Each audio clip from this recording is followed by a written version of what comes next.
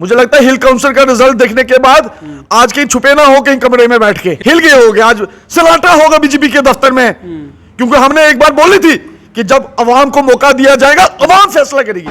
अब ये 5 सीटों की जो इलेक्शन लड़ेंगे ना, वो जम्मू कश्मीर को बेच के लड़ेंगे। अगर जम्मू कश्मीर को साथ में 6 रख देते हैं तो जम्मू कश्मीर के नाम पे कैसे सियासत करते पूरे मुल्क में। इन्होंने कल हिल काउंसिल का रिजल्ट देखने के बाद अब तो इलेक्शन ये कराएंगे ही नहीं, डरे हुए। अब 90 की 90 सीटें लीजिए, पर इलेक्शन लड़के लीजिए ना, घर बैठ के सीटें नहीं मिलती। आप चुनाव लड़े, आप चुनाव कराए, चुनाव करने के बाद जनता फैसला करेगी। अगर जनता आपको साथ देगी तो आप बनाए ना हुकूमत। रैलियों में कम कंसंट्रेट करें, सरकारी पैसों में आप रैलियां करते हैं, फिर उन डीसीओ को तंग किया जाता है, वो फिर गरीब लोगों को चूसते हैं, फिर आपकी रैली होती है। रैली से बेटर है इलेक्शन करा के देख दीजिए, दूध का दूध पानी का पानी हो जाएगा। यशुवर्धन से डर है, नेशनल कॉन्फ्रेंस से डर नहीं है, वहां पे यशुवर्धन सिंह से डर है, ठाकुर यशपाल सिंह के बेटे से डर। आपके माध्यम से ओपन चैलेंज देता हूं, कौन सा इंसान बोलेगा कि स्टेट प्रेसिडेंट को, मैं चैलेंज देता हूं कि कालाकोट सुंदरबनी से रविंद्र रैना जी को टिकट मिलनी चाहिए, मेरे खिलाफ चुनाव लड़े। रविंद्र रैना जी ने राजौरी पुंछ के लोगों के साथ मजाक किया, पूछो कैसे किया। जब हमारे गुजर भाइयों के पास जाते हैं उनको बोलते तुम आपको नहीं छेड़ रहे, उनको अलग दे रहे हैं पहाड़ियों को। पहाड़ियों भाइयों के पास जाते हैं, जनाब तुम्हारा कोटा तो अलग है। ये नहीं पता 90 सीटों में से 9 ही सीटें रिजर्व हो सकती है, चाहे वो पहाड़ियों को मिले, चाहे एसटी भाइयों को मिले। कानून है, कानून से ऊपर तो कुछ नहीं है। सब कह रहे रैली करें, रैली में क्या जाके बोलेंगे कि हमने अनएम्प्लॉयमेंट की जम्मू कश्मीर में, क्या हमने जम्मू कश्मीर को यूटी स्टेट से यूटी बना दिया। मुझे एक बात बताए, क्या बात करेंगे आके। पार्टी को मैं संदेश देना चाहता हूं, जो प्रॉक्सी गवर्नमेंट है, प्रॉक्सी बीजेपी, जो बीजेपी को सपोर्ट कर रही है इनडायरेक्टली, उनको भी बोलना चाहिए कि आप भी बैठ जाइए चुपचाप। काउंसिल में देख लिया, वहां आम आदमी पार्टी भी गई लड़ने कई सीटों में, तो आपने रिजल्ट देख लिया, 100 से ऊपर नहीं चढ़ती है, 100, 40, 10, 12, 13 वोट ऐसे ही मिला है। हिल डेवलपमेंट काउंसिल के नताइज सामने आ चुके हैं। मैं आपको बता दूं कि नेशनल कॉन्फ्रेंस जो है सिंगल लार्जेस्ट पार्टी बनी है, जिसने 12 सीटें जो है वहां से हासिल की है। मैं आपको बता दूं कि उमर अब्दुल्ला साहब ने यही लोगों को मैसेज दिया था कि अगर आप लोगों को बीजेपी से लड़ना है तो अपने वोट का जो है सही इस्तेमाल कीजिए। मेरे साथ यशुवर्धन ठाकुर जी हैं, बातचीत करने के लिए मौजूद हैं, स्पोक्स पर्सन है नेशनल कॉन्फ्रेंस के, इनसे बातचीत करने की कोशिश करते हैं। बहुत बहुत मुबारकबाद। सबसे पहले आपको मैं आपसे यही जानना चाहूँगा, क्या कुछ कहना चाहेंगे, क्या ये मैसेज है बीजेपी के लोगों के लिए कि लद्दाख में जिस लोगों ने जवाब दिया। पहले मैं आपके माध्यम से कारगिल के लोगों को मुबारकबाद पेश करना चाहता हूं कि उन्होंने डेमोक्रेसी को बहाल किया और नेशनल कॉन्फ्रेंस को सिंगल लार्जेस्ट पार्टी बनाया इस हिल काउंसिल के इलेक्शन में। ये मैं आपको एक बात बताना चाहता हूं, ये जीत खाली नेशनल कॉन्फ्रेंस और उमर अब्दुल्ला की साहब की जीत नहीं है, ये जम्मू कश्मीर के लोगों की जीत है। जो पिछले दिनों एलजी साहब कहते थे कि 80% लोग नहीं चाहते कि यहां चुनाव हो, ये उसको तमाचा है। अगर 80% लोग चुनाव नहीं चाहते होते तो नोटा को वोट पड़ते या किसी और पार्टी को लोग वोट देते। लोगों ने नेशनल कॉन्फ्रेंस का दामन को वोट दिया और नेशनल कॉन्फ्रेंस को वोट दिया। मेरे कई लीडर उमर अब्दुल्ला साहब को वोट दिया। वो इसलिए वोट दिया क्योंकि उनको पता है जम्मू कश्मीर का भला उमर साहब के बिना कोई नहीं कर सकता।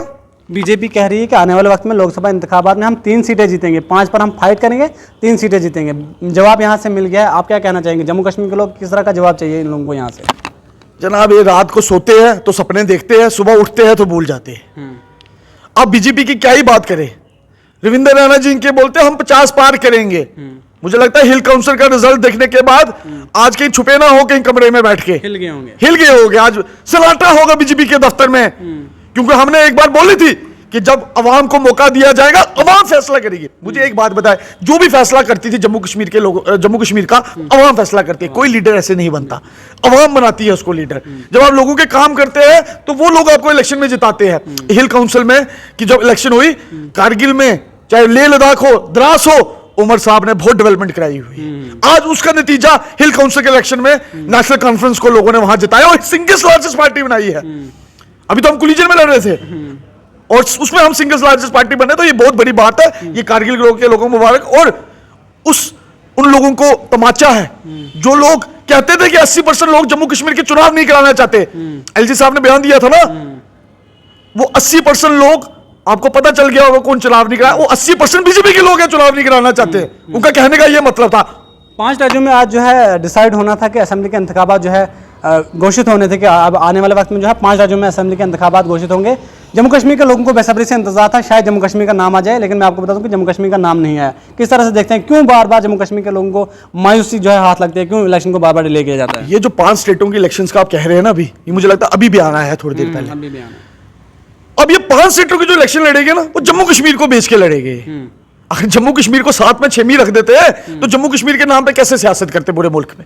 ये जम्मू कश्मीर के नाम पे पूरे मुल्क पे सियासत करते हैं। अब इन्होंने कल हिल काउंसिल का रिजल्ट देखने के बाद अब तो इलेक्शन ये कराएंगे ही नहीं, डरे हुए हैं। पिछले दिनों आपने देखा कि एक काउंसिल की इलेक्शन का बड़ा शोर मचा था, पंचायत इलेक्शन का शोर मचा था। जब नेशनल कॉन्फ्रेंस के लोग ग्राउंड रियलिटी में चले गए, लोगों के बीच जाना शुरू कर दिए, तो इन्होंने इलेक्शन को पोस्टपोन कर दिया। आप मुझे एक बात बताएं ना, अगर इनको कहते हैं ये घर बैठ के जो आप लोगों के सामने बोलते हैं 50 पार करेंगे, मैं कहता हूं आप 50 पार नहीं, आप 90 की 90 सीटें लीजिए, इलेक्शन लड़के लीजिए ना। घर बैठ के सीटें नहीं मिलती, आप चुनाव लड़े, आप चुनाव कराए, चुनाव करने के बाद जनता फैसला करेगी। अगर जनता आपको साथ देगी तो आप बनाए ना हुकूमत। रविंद्र रैना कह रहे हैं कि मरकज से बड़े लीडर जो है यहाँ पर रैलियां करने आ रहे हैं और जो डेवलपमेंट हमने की है वो लोगों को हम बताने जा रहे हैं। बीजेपी ने सब तबके को बराबर से जो है रखा है, सबके लिए बराबर काम किया है, करप्शन खत्म किया है। आप क्या कहना चाहेंगे?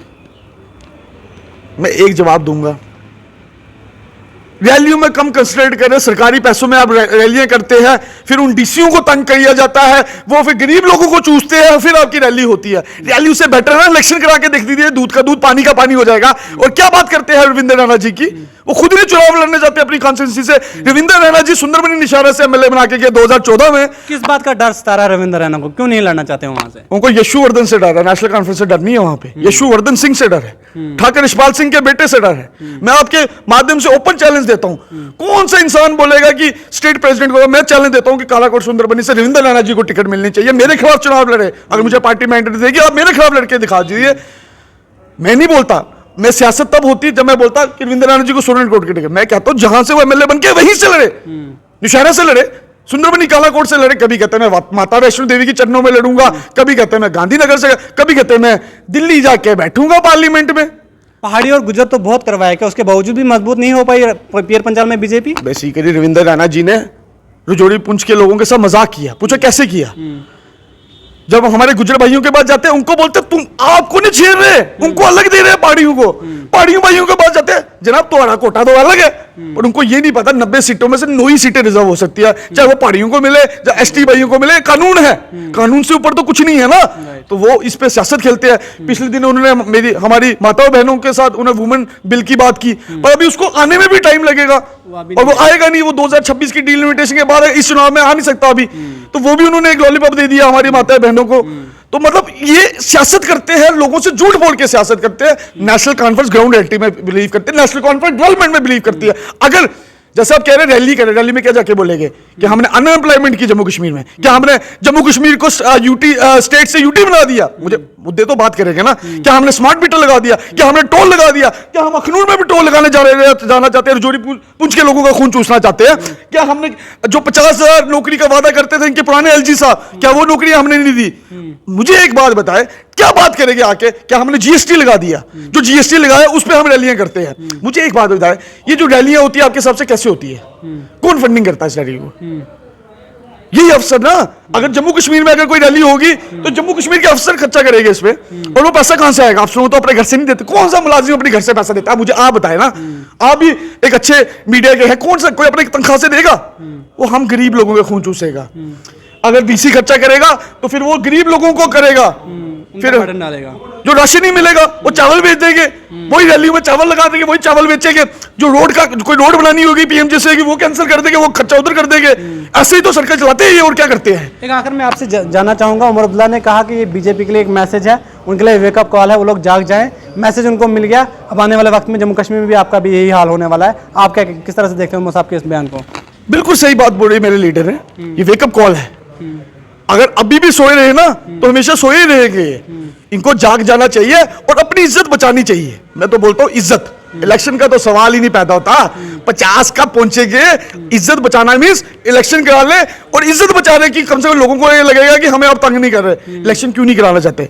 गुंडा राज है इनका, डेमोक्रेसी बाहर नहीं करना चाहते, गरीब लोगों की सुनवाई नहीं करना चाहते। अगर एमएलए हो, मेरी बात सुने, अगर रजौरी में कोई एमएलए हो, कम से कम आप उसको गले से पकड़ के उसका काम तो लोगों का करवा सकते हो ना, कि मैंने आपको वोट दिया है। डीसी को आप क्या पूछेंगे? डीसी बोलता मैं सरकारी तनख्वाह लेता हूं, आप लोगों से क्या लेना है? डीसी के पास टाइम नहीं होता।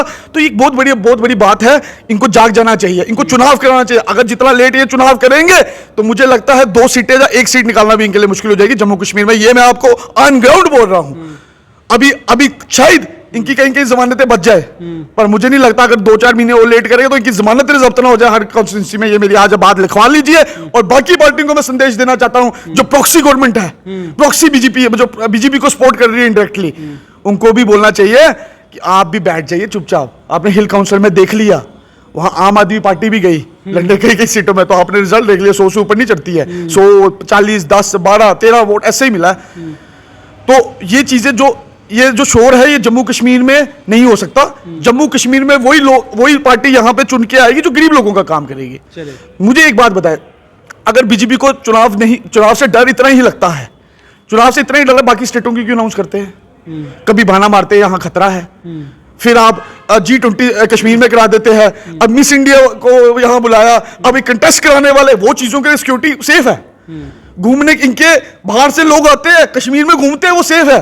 पर जब इलेक्शन की बात आती है तो आप इलेक्शन कमीशन ऑफ इंडिया को सिग्नल नहीं देते। इलेक्शन कमीशन ऑफ इंडिया इनके सिग्नल का वेट कर रहा है बीजेपी के, क्योंकि आपको जो वहां की गवर्नमेंट को क्लियरेंस देनी पड़ती है कि यहां पे सब कुछ ठीक है तो हम इलेक्शन कराएंगे। वो क्लियरेंस नहीं देते तो इलेक्शन कैसे होगी? मैं बस अंत में यही बोलना चाहूंगा, अगर बीजेपी को डर नहीं है तो इलेक्शन कराए, दूध का दूध पानी का पानी हो जाएगा। हम नहीं बोलते कि हम कितनी सीटें लेंगे, हमारा ऊपर वाला मेरा अल्लाह, मेरा भगवान, मेरा भाई गुरु जवाब देगा कि हम नेशनल कॉन्फ्रेंस ने और मेरे लीडर का उमर अब्दुल्ला साहब ने गरीब लोगों का काम किया है, और जो वही गरीब काम जो लोगों का काम उन्होंने लेह लद्दाख और कारगिल में किया था, उसका जवाब आपने कल देख लिया। आने वाला जवाब अब जम्मू कश्मीर का जब चुनाव होगा तो आप खुद देख लेंगे, और जब पार्लियामेंट इलेक्शन होगी तब भी आप देखेंगे, पंचायत इलेक्शन होगी तब भी देखेंगे, और म्युनिसिपैलिटी इलेक्शन होगी तब भी आप देखेंगे।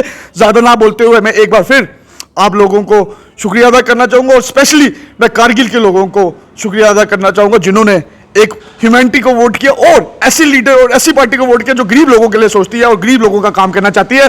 बहुत बहुत शुक्रिया।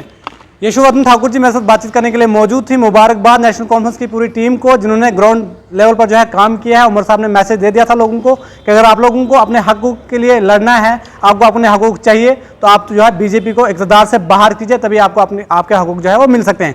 बहरहाल आप लोगों की क्या कुछ राय है, आप लोग अपनी राय कमेंट बॉक्स में जरूर दीजिए।